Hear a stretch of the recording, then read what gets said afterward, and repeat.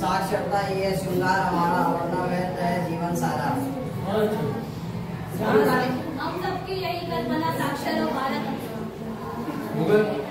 पढ़ेंगे और पढ़ाएंगे, साक्षर लोग बनाएंगे।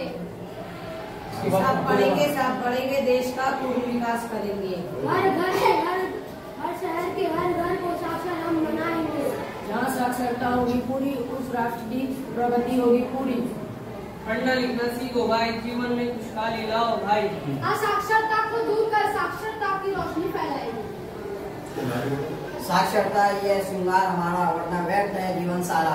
सब पढ़ेंगे, देश का पूर्ण विकास करेंगे। हर शहर के हर घर को साक्षर हम बनाएंगे। हम सबकी यही